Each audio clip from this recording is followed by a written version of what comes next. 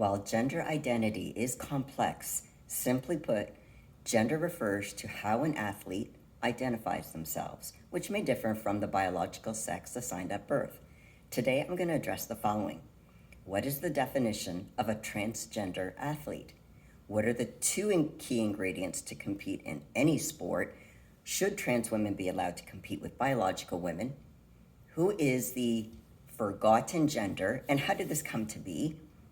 And if you believe trans women should not compete against biological women, does that mean you don't support the transgender population? And/or does that mean you are transphobic? So let me get right into it. First off, what is the definition of a transgender athlete?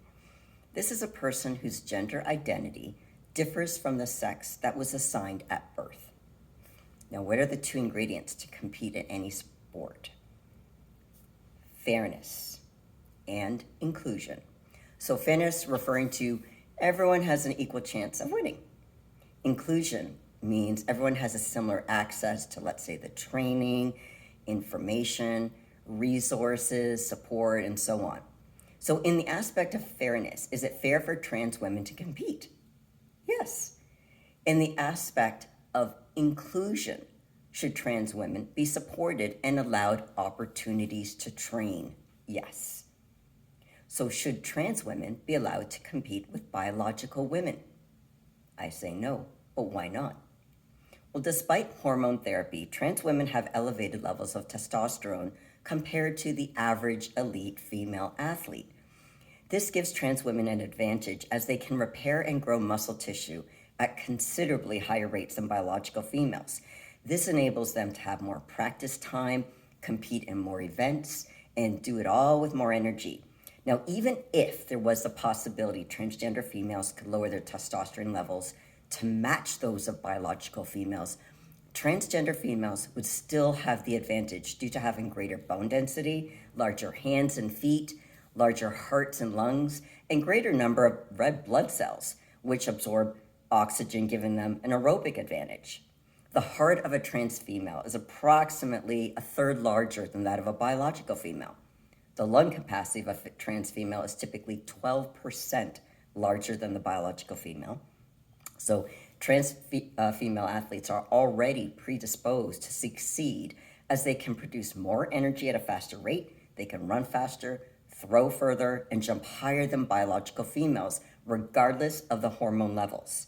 Another issue with allowing trans athletes with unfair advantages over biological females can at times unintentionally injure the biological peers, especially in contact sports.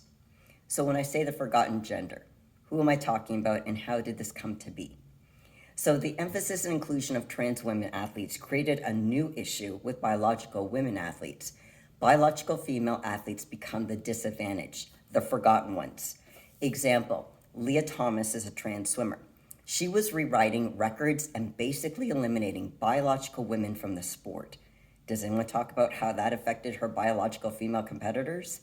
Competing is hard enough, but to compare against others with significant advantages may cause them to wonder, why bother compete?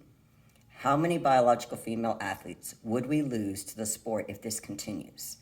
What athlete is willing to put in the work, the time, the effort, the money, and the sacrifice into a sport that's become a lost cause?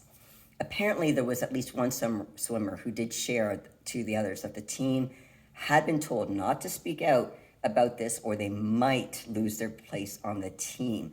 What message does that send? Where's the inclusion? This is one of the ingredients in the form of support for biological female athletes.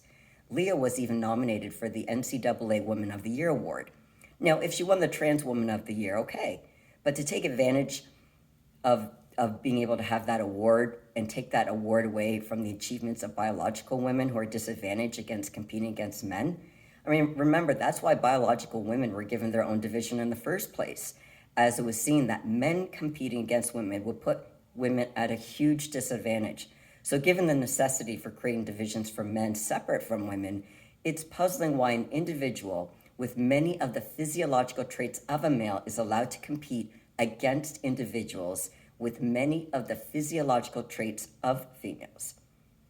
So that gives someone cause to say, Now, so if I believe trans women shouldn't compete with biological women, does that mean I'm not supportive of trans people or if I'm transphobic? No, it just means I have a different opinion, as my opinion is based on physiological differences. Trans women want to be treated like athletes, and why not? They should be. But to do so fairly and inclusively would be to have them have a division of their own. Without their own division, it makes sense that trans women want to compete, and because there's only two choices right now, they choose to compete with the women.